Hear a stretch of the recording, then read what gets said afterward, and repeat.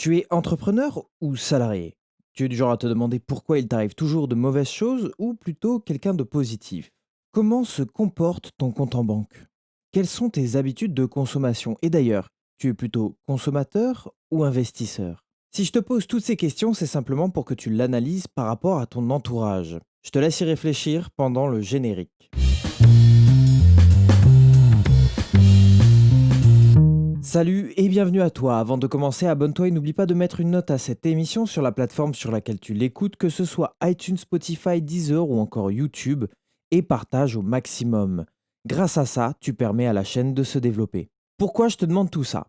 Je te réponds dans ce nouvel épisode du carnet de bord de Bastien. Aujourd'hui, j'ai envie de te parler de ton entourage. C'est un aspect de sa vie à prendre en compte, qu'on soit indépendant ou non. Ton entourage joue un rôle presque essentiel dans ta vie. Il va te permettre d'évoluer ou non, de réussir ou non, de t'aider ou non. C'est souvent délicat de parler de l'entourage parce qu'on y voit la famille et les amis. Mais malheureusement, c'est quand même de ça que je veux te parler. L'idée de ce podcast m'est venue d'une phrase que j'ai connue quand je faisais du marketing de réseau. D'ailleurs, petite parenthèse, je conseille à toute personne qui souhaite lancer un business de commencer par le marketing de réseau. C'est une école de la vie en matière d'entrepreneuriat et surtout en matière de rencontres et développement personnel pour le côté business. C'est formateur.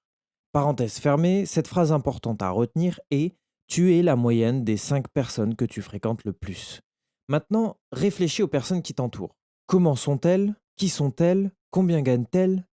Quand tu auras répondu à toutes ces questions, je t'encourage à y répondre pour toi-même et tu seras très étonné de constater que la réalité de cette phrase est juste. C'est pourquoi s'entourer des bonnes personnes est important. Et ça vaut pour absolument tout, que ce soit en termes de finances, de réussite et même d'intelligence.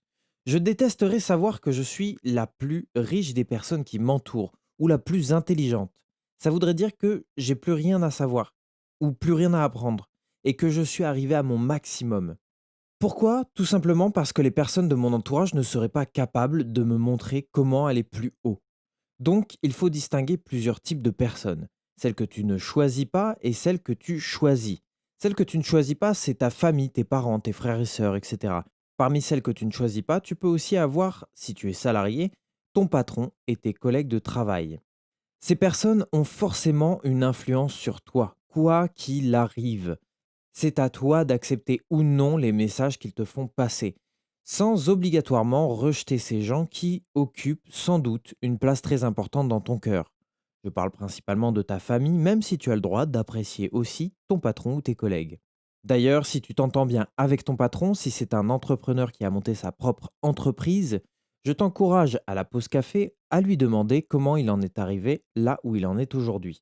Maintenant, les personnes que tu choisis vont être tes amis, ton conjoint ou ta conjointe et, si tu es un indépendant, les personnes avec qui tu vas travailler, tes collaborateurs. Ces gens-là sont l'entourage dans lequel tu vas pouvoir puiser. Ce sont des sources de connaissances et d'informations qui vont pouvoir t'emmener là où tu veux. Pourquoi? Tout simplement parce que tu vas t'imprégner de leur mentalité, de leur façon de communiquer, de leurs gestes, de leur façon de réfléchir.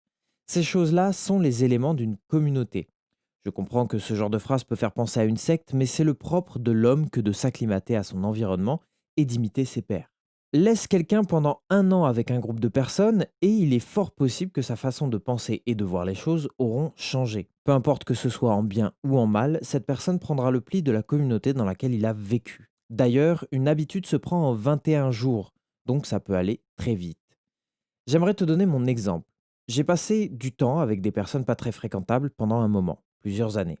C'était un milieu d'amusement, de fêtes et surtout rempli d'échappatoires divers et variés. En me laissant glisser vers ce milieu, gentiment mais sûrement, je me suis retrouvé à prendre certaines substances que je n'aurais pas forcément prises en étant dans un autre milieu. J'ai eu la chance d'avoir un gros déclic et de sortir de ce milieu très rapidement. Grâce à quoi? À cette phrase. Tu es la moyenne des 5 personnes que tu fréquentes le plus. Et le meilleur moyen pour moi de sortir de ce milieu a été de quitter l'endroit dans lequel je vivais sans dire à quiconque où j'allais, de supprimer tous mes réseaux sociaux et de casser ma carte SIM. Qu'est-ce que j'ai fait en faisant ça? J'ai dit non à un entourage néfaste que j'avais moi-même choisi. Après cette période, j'ai pris du temps pour moi, pour respirer et savoir où je voulais aller réellement. Depuis, J'ai eu la chance de rencontrer des personnes extraordinaires, aussi bien des entrepreneurs que des personnes qui ont décidé de réaliser leurs rêves. Et c'est pour cette raison, cher auditeur, que sans aucun doute possible, je peux t'affirmer que je réaliserai mes rêves. Parce que je suis la moyenne des 5 personnes que je fréquente le plus.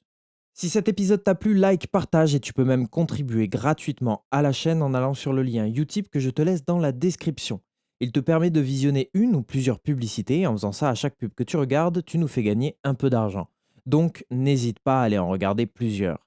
Merci d'avance pour ton aide, je te souhaite une très bonne journée, je te dis à très vite pour un nouveau partage sur le carnet de bord de Bastien, une production du studio podcast Montpellier.